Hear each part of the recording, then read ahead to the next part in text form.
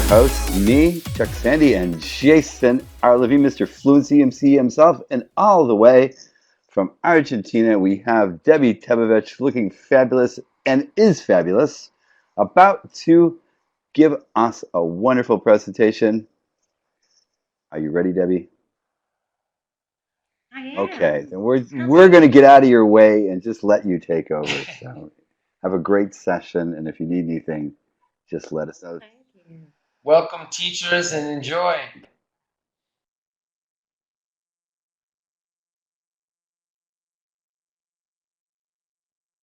Okay, so, right, here I am. Where are my slides now? Oh, here they come. Here comes the light. Hi, guys. I'm so happy to be here with you again. Hi, Shanti, Maria, Tatiana, Shudi, Mark, Matthew, Brian, Theodora. Wow. I love you guys. I love you guys. And well, everything starts with thank you. I want to thank ITDI for getting us together. And this time I want to thank two teachers. I want to thank Rose Bard and Gisette LeBlanc because when I was preparing this presentation, I had this feeling that this was going out of my comfort zone. And I said, you know what, I need your help. Can you please mentor me and see if what I want to share has sense, that the flow is right and people will get something? And so they helped me, and I am so grateful. And take a deep breath in, and let's begin. Well, so moving here, I wanted to welcome all of you, and really, I am so thankful that you take this moment to share something together, our stories, our true stories. And the title of my presentation is Embracing Unplugged Goals and Outcomes. And first of all, can you hear me well? Yes, everything is all right? Fantastic, thank you. Wow, fantastic. So, these are some questions that I have been exploring for the last 2 years and something. And these are questions that I would like to invite you to share, to be part of this discussion. It's like an exploration of how can we predict goals and outcomes when we ditch the lesson plan? How can we predict goals and outcomes when we don't know where teaching and learning will take us?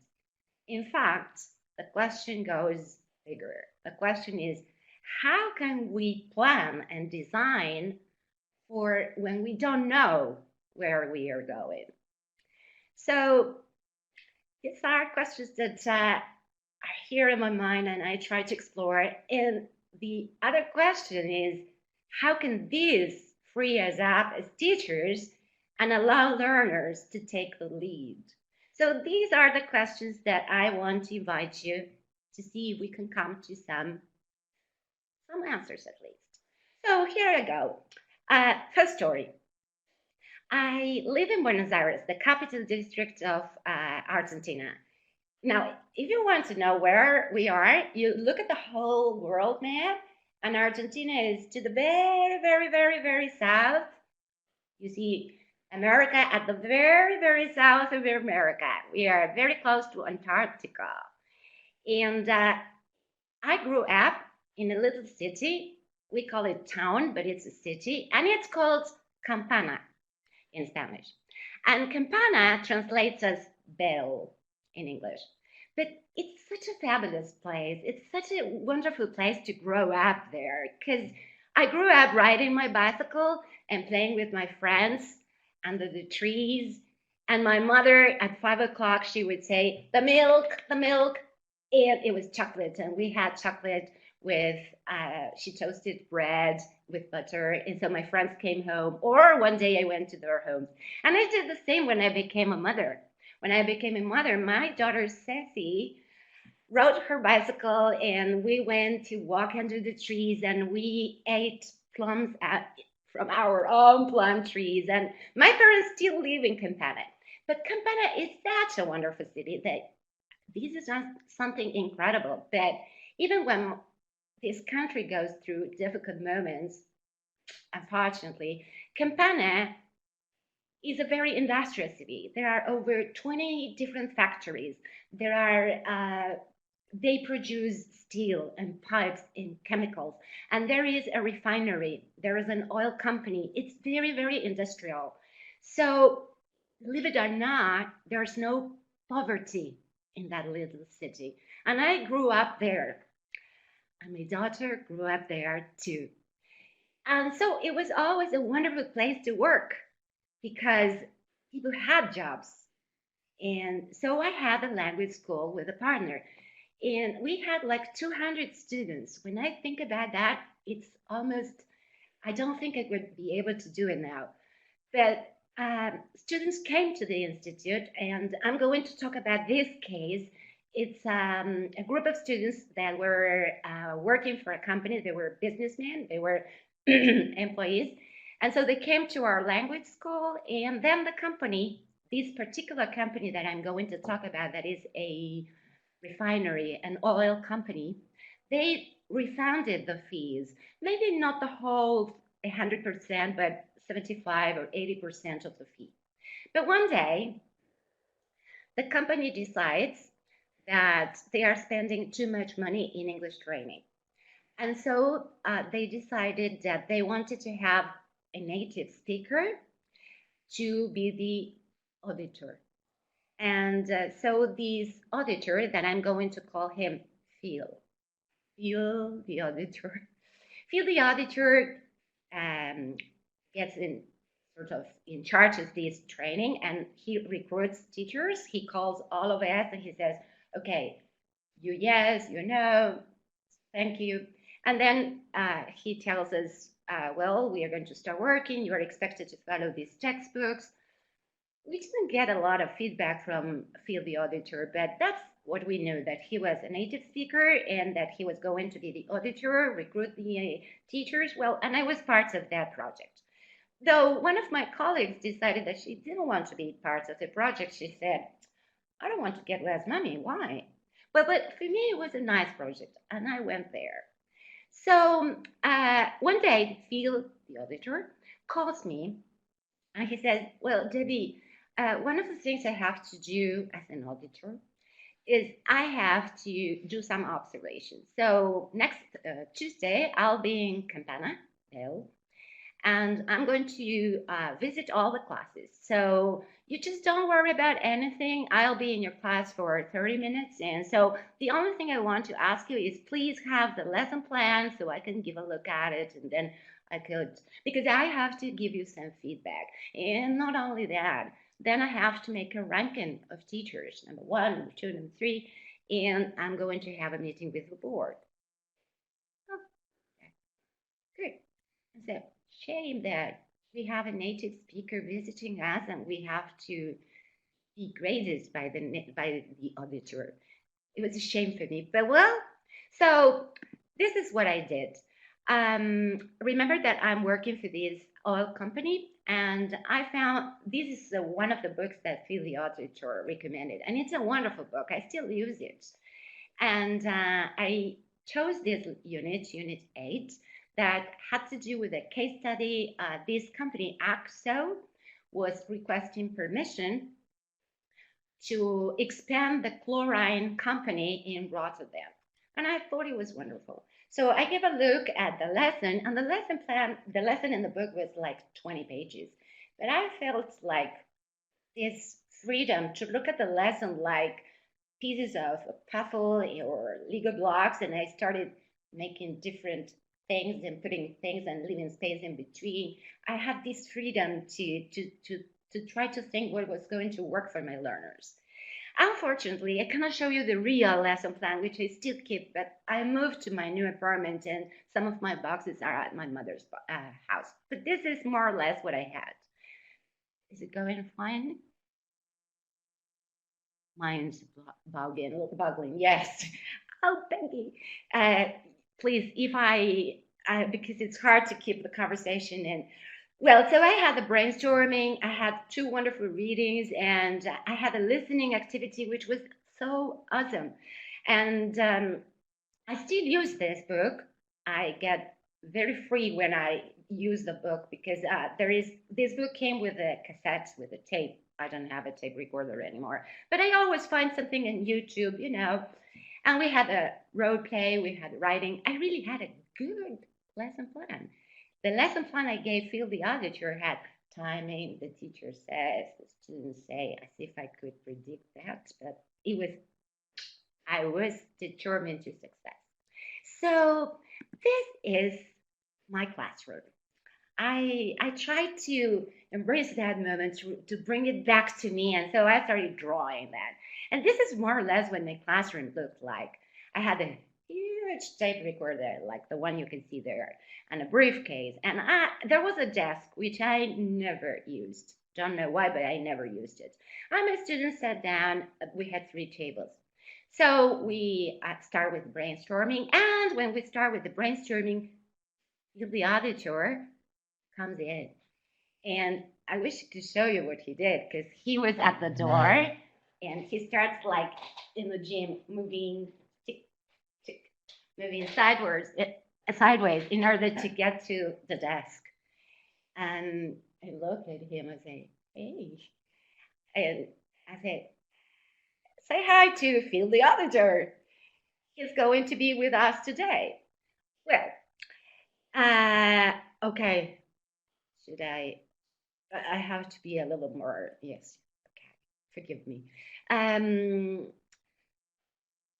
So we did the brainstorming. There was a lot of things coming out because remember, this is an oil company. So the environment, the effluents, and working with these things was very, very motivating, and it was a wonderful topic for them. So they started coming up with words, and then I say, well, guys, I have these copies for you. That we have 2 reading to text, and I have written down some questions, and I want you to discuss them in your groups. And I just hand them out, and they were really independent. So they take the copies and they beep, and and so they start reading.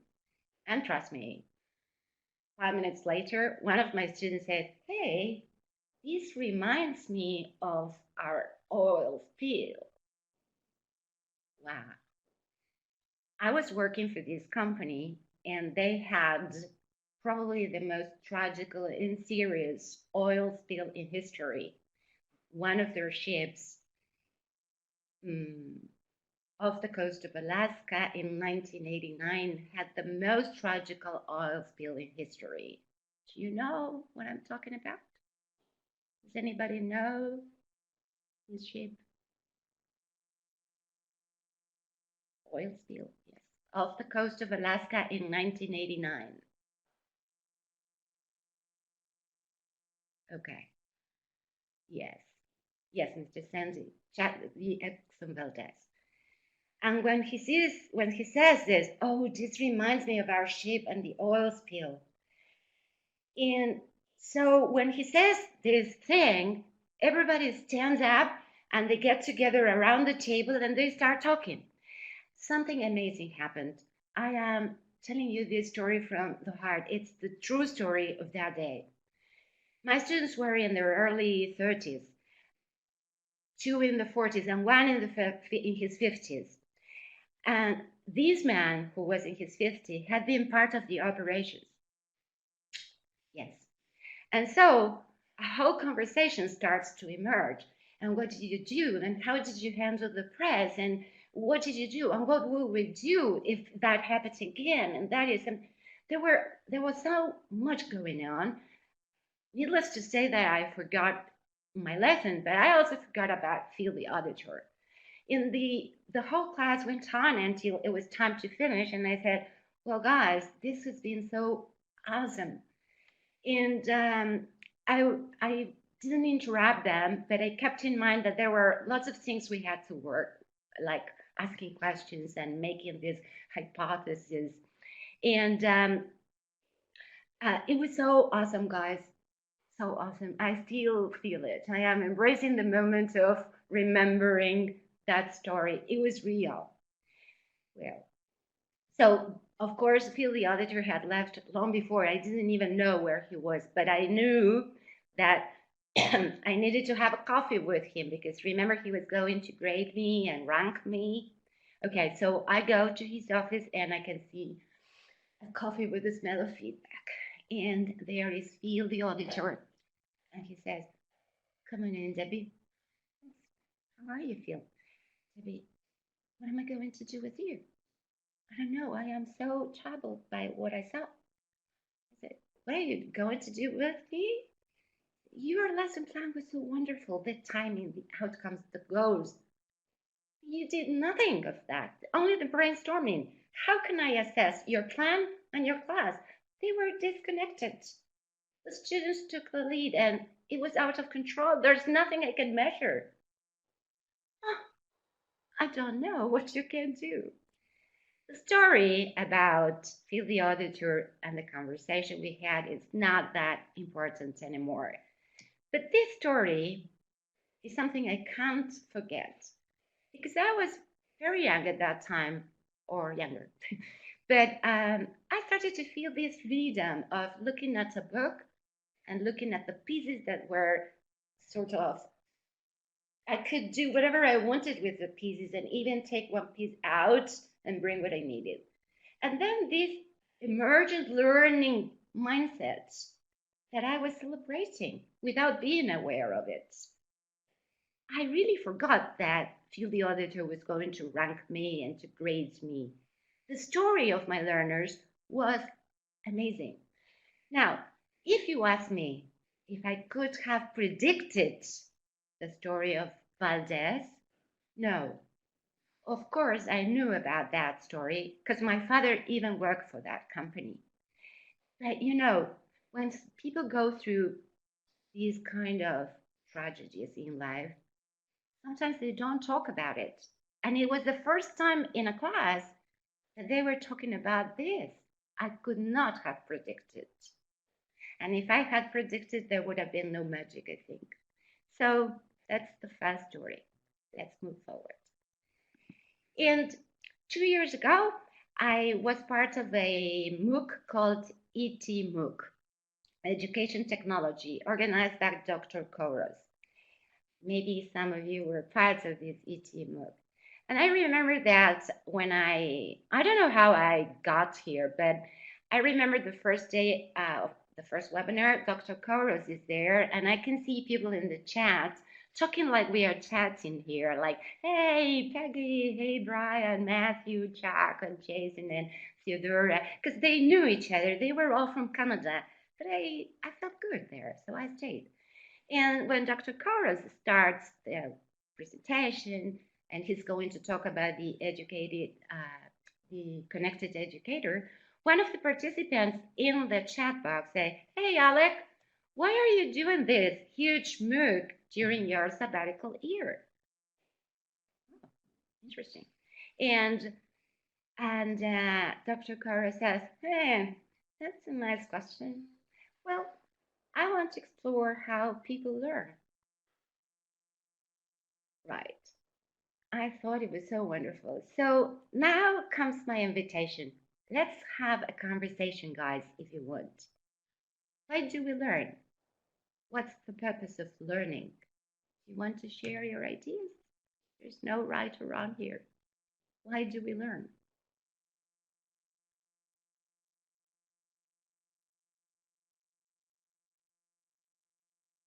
Yes, to develop, grow.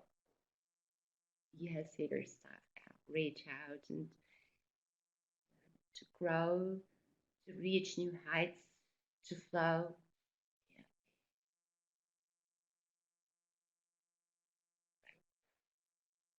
Yeah. Connected. Yes. Thank you, guys. Yes, the world demands it. We demand it. Move forward. Yeah. Another question. Why do we teach?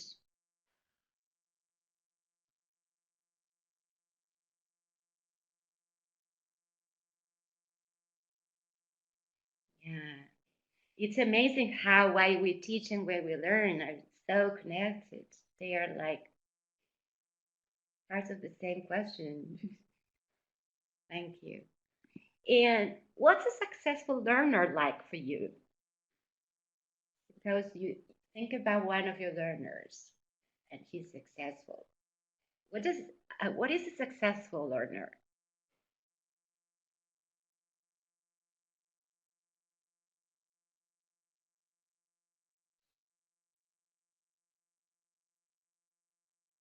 Oh, yes, Maria. We are so connected that we are, yeah, their own voice. Yeah.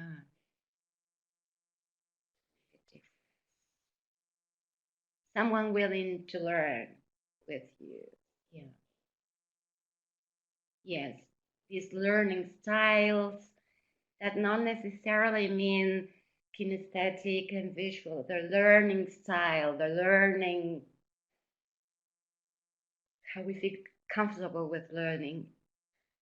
Yeah, wonderful, guys. Thank you. Oh, these questions. Could we measure learning, guys?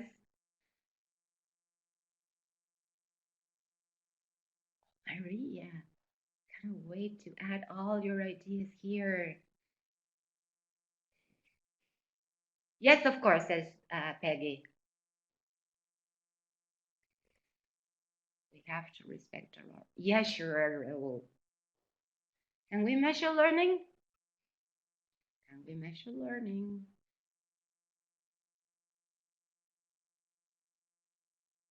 Yes. Okay. Yes, there are many ways we can ask the question. I just want to see what you think about measuring learning. With what? Okay, we will come back to these questions. Let's go on.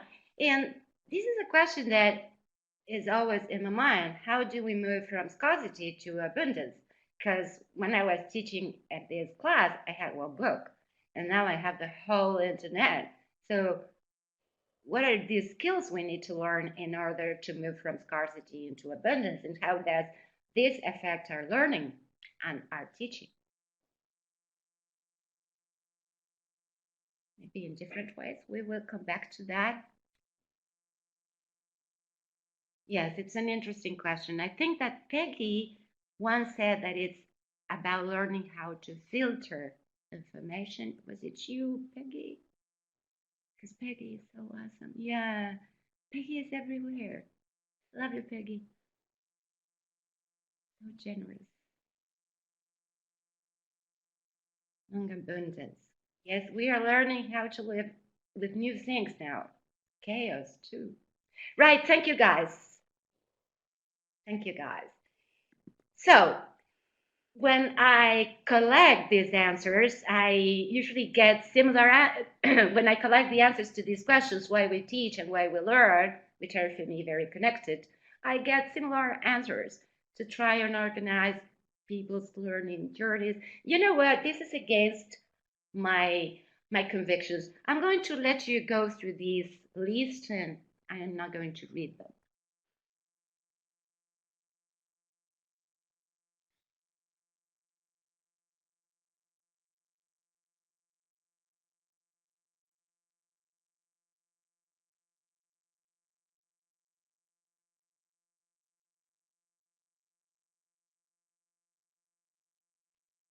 Okay, so we usually forget joy.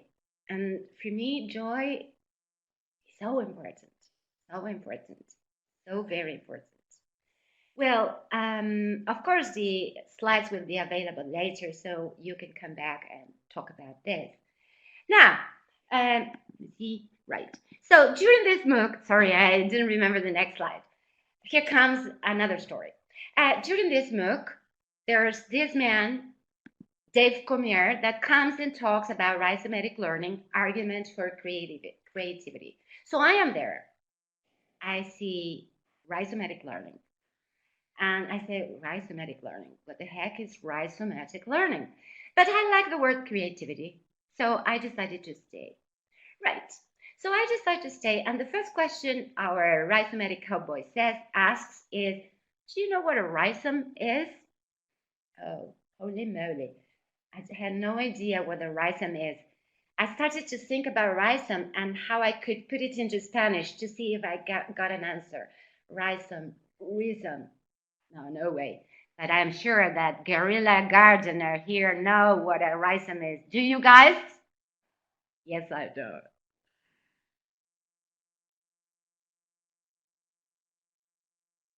Oh, well, I learned because I became a crazy about rhizome.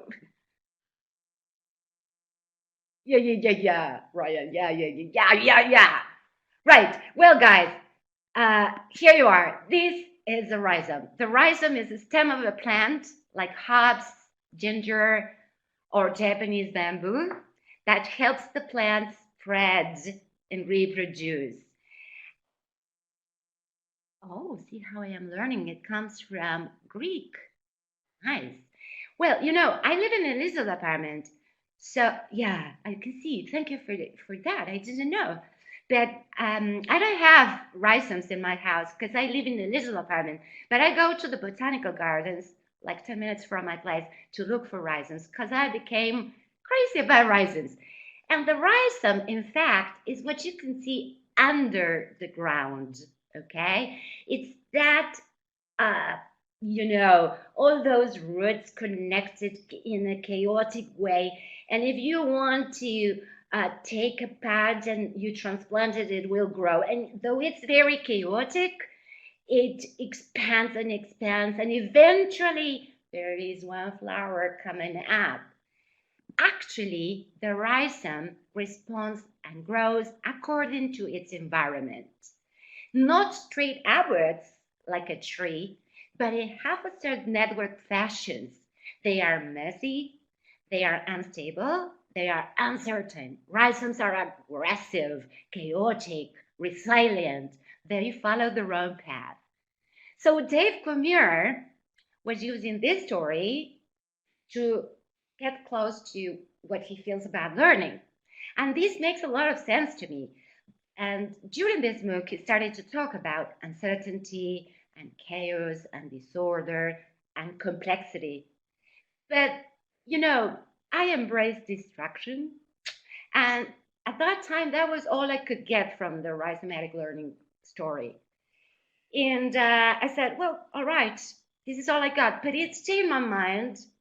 And one day, I am in my house. And everything finishes very late here, and I finished work like at 9 o'clock, and then we had dinner. And then I had to go and get my classes ready for the next day. And I go to my studio and I say, well, okay, I have this class. What am I going to do?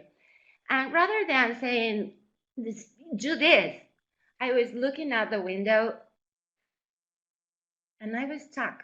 But when I tell you stuck, I tell you really stuck. I said, what am I going to do? What's going on?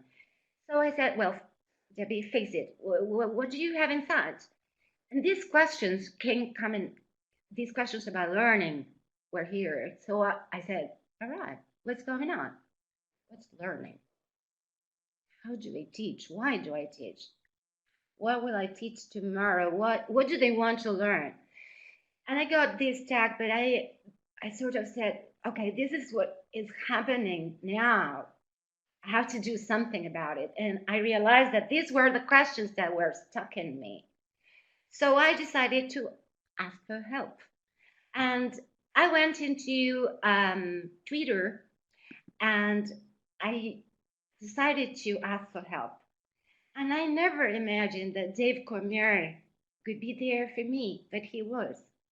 I don't know if you can read it. I don't know if I can read it. But I said, help. I can't find a definition for learning for ESL adults. ET getting very messy and chaotic here. And they said, why would you want a definition for learning? Learning is always chaotic. Yes, he was right. Why was I looking for a definition for learning? But that was coming out. And I said, I can't plan what I'm going to do tomorrow in class. Adults over 50. Not so easy, and they fear chaos. I'll ask them. Good? And so Dave says, they might fear chaos in a learning context, but they understand it is a fact of living. connect life with learning. And I didn't solve any problem that night, but I had a lot of information in my mind that was healing that feeling of being stuck.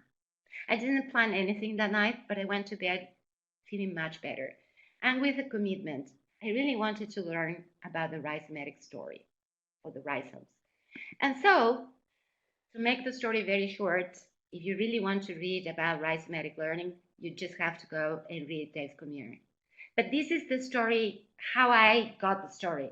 This is the remix of the story from my own context. And the idea is that I wanted to explore the rhizome to see if rhizomatic learning is something that works for me in professional development, and it really works when I have to learn rhizomatically, works for me. I wanted to see if I can bring it into my class. Maybe it's just for big communities. But the rhizomatic learning story is about, again, here I was drawing. This is like, I took the tools I had and I started drawing and what we think is that as teachers, we assume that when we have goals and we have great outcomes, like the lesson for AXO, and we have great content and we know how we are going to assess students, we assume that we already know what we have to teach and how we have to teach and why we have to teach that.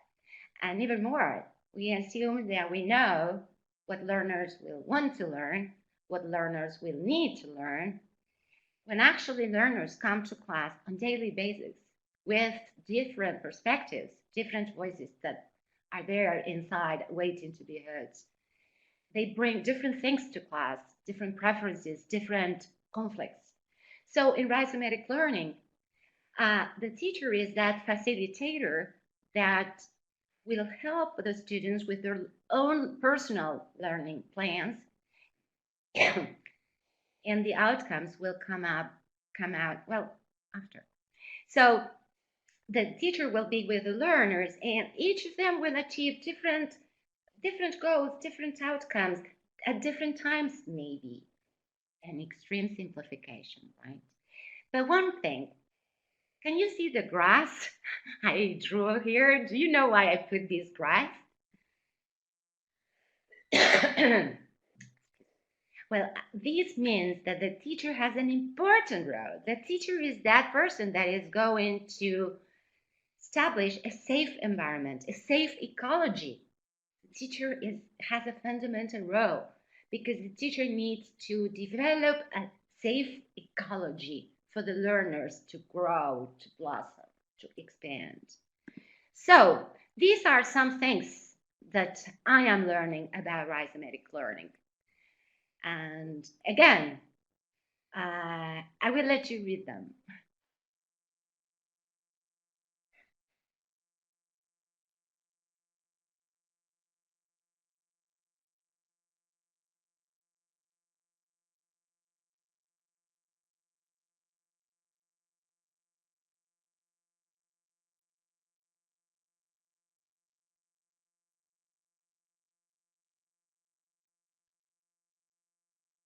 Okay, so this uncertainty and searching for answers, I have a problem with knowledge. We can discuss that later.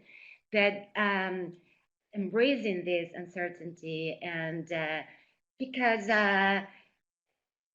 it's about encouraging this, okay, I don't know, I have this question, let's go search for it. And out of this chaos, there is learning happening. And the next slide, I have more information. Yes, Maria, I was having a problem with knowledge. You know, when I was preparing the conversation, I said, search for knowledge. Knowledge means so much. Maybe it starts slowly, like our awesome she said this. So I wrote this example. Suppose I tell you, guys, help me understand, help me answer this question. How do we plan or design when we deal with these emergent learning mindsets? I don't know if I have created this type of mindset. But so probably some of you will say, well, I think I have to answer about the importance of learning about learning. Other people might say, I want to see it from the dogma side. Teaching Unplugged might give me some answers. And there is another teacher that might come and say, you have to speak about breaking the rules and cheating. And actually, sometimes we really need to embrace cheating as learning. Dave Cormier teaches us that sometimes cheating has to do with a tool to help learners and to help ourselves learn. It's not about let me copy. No. It's about some rules that we need to break to get somewhere, right? So I move forward. Another story. Here starts my exploration into seeing if I teach rhizomatically or not. But my student comes to class. It was an online lesson, and I tell him, what's the first question you ask your learners when you meet them?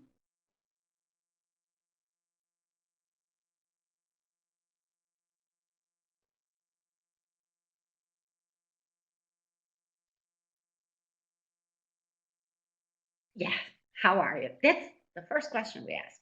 The problem with how are you is that when we have beginners, especially, we say, how are you? Fine, thank you. And you, it's like, how are you? Fine, thank you. And you.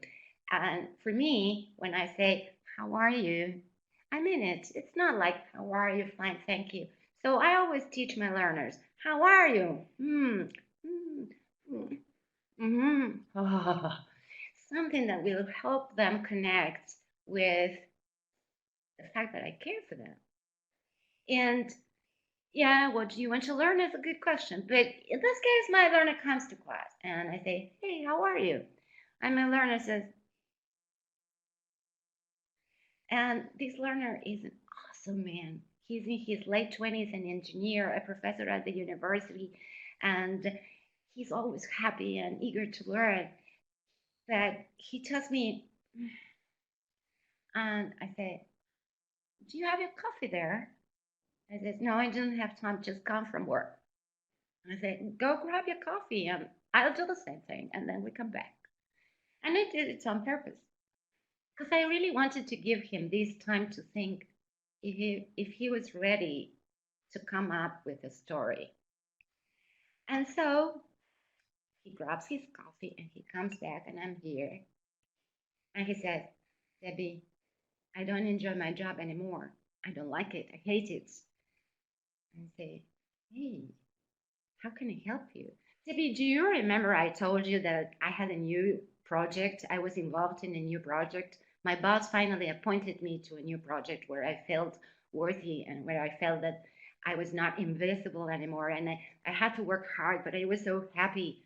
Well, he called me yesterday and he told me that he had a meeting with the managers and that for that position, they need to give me a promotion and a raise in my salary. So they decided to bring another engineer who has this position.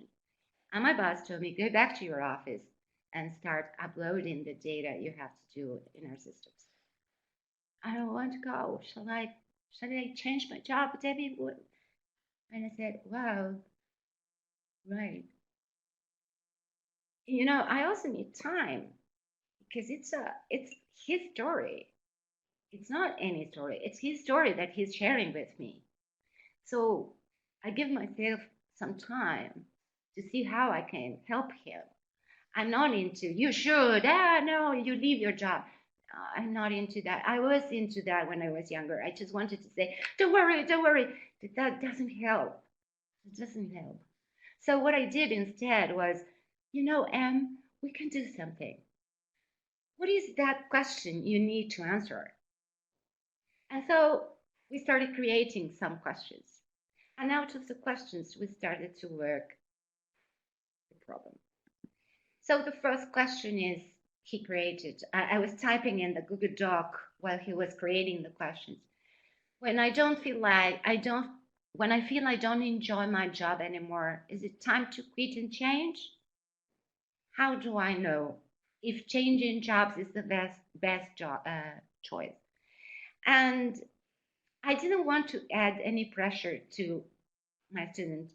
So I had a resource that I had curated some time before the class, and it was restoring employees' engagement. So I told him, you know what, Em? I have a video where a man talks about restoring employees' engagement, but he is going through these questions that you are asking. Would you like to watch it? He says, yes, why not? And so he goes into watching the video. I watch the video myself. We come together and we try to see what we learn. I come with my notes. He comes with his notes. And when I take my notes, what I do is I also include the minutes in case I need them for future reference. So if my student comes and says, what does he say when he talks about this or that? I say, oh, why don't you think about this question? Go to minutes. After that, we had a role play. And I said, well, I will be your friend now, and I don't like my job anymore. And so, well, he started asking me questions that we took from the video, and we tried to figure out what was it that was making me feel this, I don't like my job anymore. And when I asked him, what did you learn today? He told me the most wonderful thing. He told me, today I learned that when I feel stuck, when I feel that I need to take a decision that I feel bad, I always have multiple paths. There is not one solution. There is no should I stay, should I leave. And he says, I feel much better now. I think that we solved his question. I think we were able to work with what he needed. And if you want, when I start thinking about this reflection, whether it's rhizomatic or not, I think about, okay, so I have a problem. And in this case, it was a story waiting to be told. I tell them, can I help you? Tell him, can I help you out of this empathy and care and trust? He agrees. By asking the questions, we have our goal. By searching for answers, we have our content. The role of the teacher or the facilitator is like a co-learner, like a nomad that starts searching, or a nomad mad about learning. And the outcomes, well, we have a lot of outcomes here.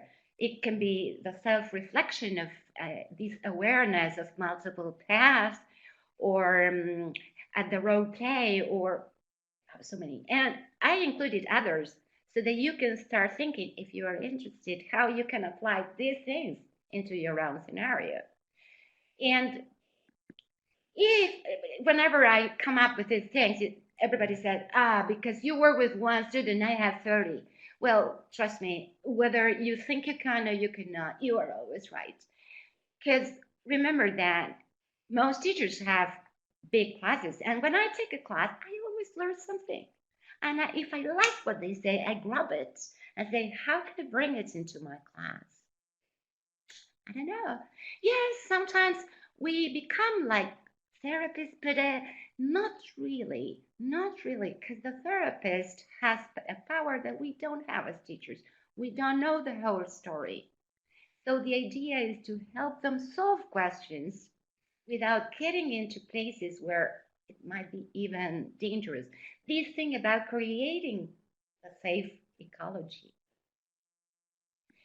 And we have been exploring so many projects about these that came up like rhizomatically, the story of Zenobia, the story of Persephone, and they all came so unexpectedly. Like one day, I usually share what we do with my students, and the other day I was telling one of my students the story of this rhizomatic MOOC or course, ITDI, and I said, yes, I saw a keynote, and my student didn't tell me what does keynote mean, but by the end, when I showed her, I don't know what I showed her, but it was the word keynote, my students say, hi, Debbie, I thought you were talking about quinoto. Quinoto in Spanish is the fruit, this orange fruit, courts, I think. And so she said, can you see the power of the wrong image you get into your brain and not understanding the meaning? And I said, oh yeah, I love it. Kinoto. And so out of there, I said, you know something? There's a song called Human by the Killers. It's like, I have forgotten the song. And so we listened to the song, and she said, what a beautiful song. And when we started paying attention to the lyrics, she told me, my nephew used this song for his wedding. I said, let's listen to the lyrics. Let's pay attention to the lyrics. Well, human is, it's like, I don't know if you know human, but human is a huge thing. Well, guys, I have to move forward because, oh, God. Jack, you tell me when I have to leave, right? And this emergent learning mindset that I am sort of inviting you to embrace, yeah. Okay, you tell me, Master, please. Yes, Judy. Yes. I love you so much, guys. So I'm so grateful. So this emergent learning mindset that I am inviting you to embrace, but from the heart, guys. This is not about buying words. This is about feeling words. I think we have to create conversations that really matter. I think that the teacher and the students are co-learners. But never forget, the teacher needs to create an ecology to support learning. Teachers need to be careful when they invite learners to come up with their own things and respect differences. Imagine. And teach them how to tolerate uncertainty. It will help them in life. I always tell my learners that it's what we think we know that prevents us from learning. And then for me, it's about listen, ask, and then listen again, and then ask again. Sometimes a moment of silence is all right. It's all right because we need to think. I am remembering, and I want to share it with you. One of my teachers one day said to me, give your students time to think, Debbie. In my search for having them so happy to keeping their joy in the class, I was always like overexcited. I wanted them to be happy. So I really needed to give them this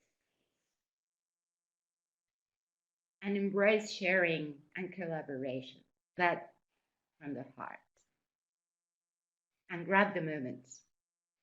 If a student comes with a picture, don't let it go. Just grab the moment. There's a story to be told. And if you want to teach present simple, that picture will be right, maybe. And for me, trust and empathy and care for each other as people, as learners, is definitely what makes my circle of success. I remember that once a teacher said to me, you will be a good teacher the day your students tell you, hi, what will my teacher bring me today? And maybe it's true that our learners say, what are we going to do today? But I can see how this is also changing and switching into, what will I take to my English class today? So embrace curiosity. Just don't buy the words. Don't buy the words. Feel the words. And if you don't feel the words, maybe it's not the right moment. It took me a long walk to get here. And I learned so much because I had so good teachers. Some of them here. Some of them here. And this is how I learn. I deal with abundance. When you know that we teachers read a lot, and so every time I find something that I believe I can use, I not only use my bookmarking tool, but I also write the ideas that come to me so I can have them quickly at hand. Oh, sorry.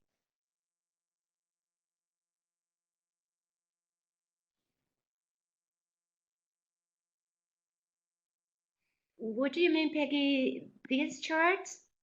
This slide? Yes, I did everything with my tools, keynotes. Tiki, tiki, tiki, tiki, tiki. Now they are yours. I love you guys. Yes, Peggy, now it's yours.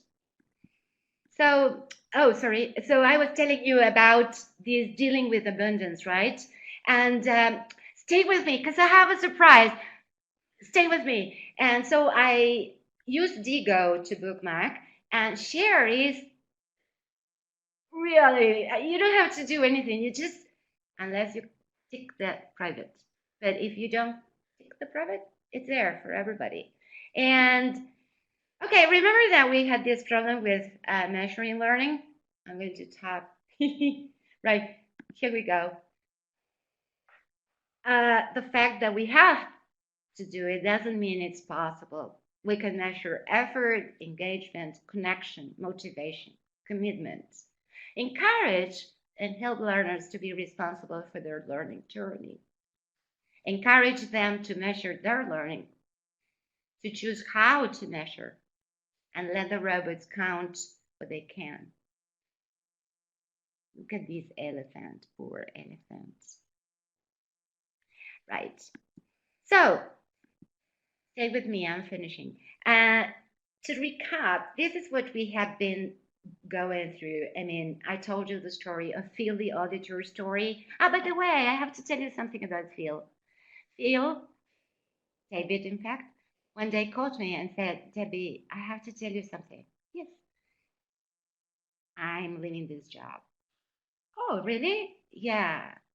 Now I'm ready to fulfill my passion, my dream. What's your dream? My dream is to, I'm an artist, Debbie. I want to paint my pictures. So I'm going back to New York. So, oh, that's so wonderful, lovely. So Phil the auditor, that in a way started to teach me about this emergent learning mindset. We discussed why we teach and why we learn.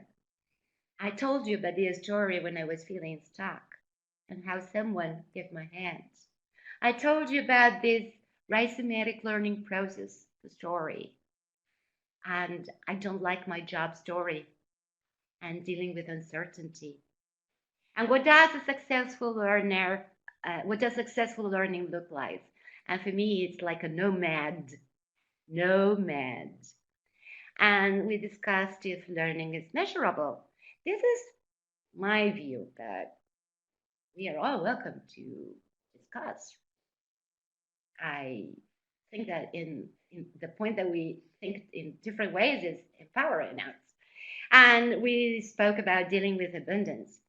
But the question is, how do we design when we don't know where we are going?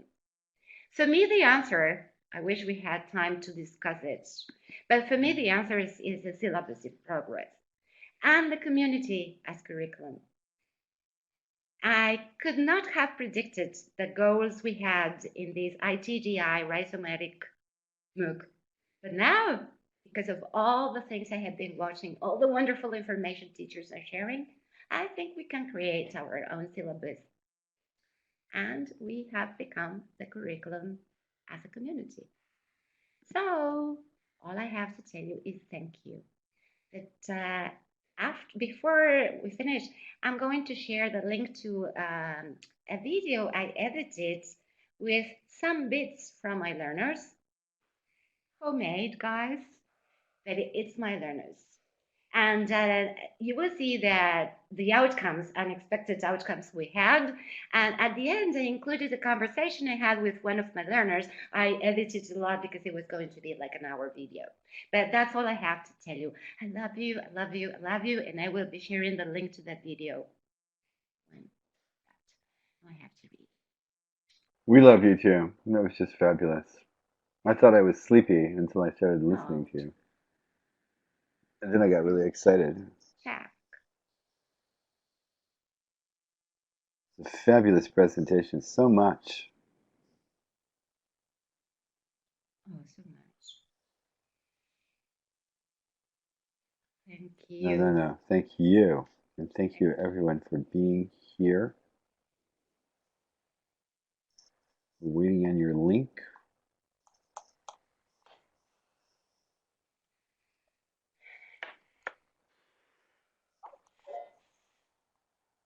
It's good. It's very good. Mhm. It's very good, Thank you guys. so much, Debbie.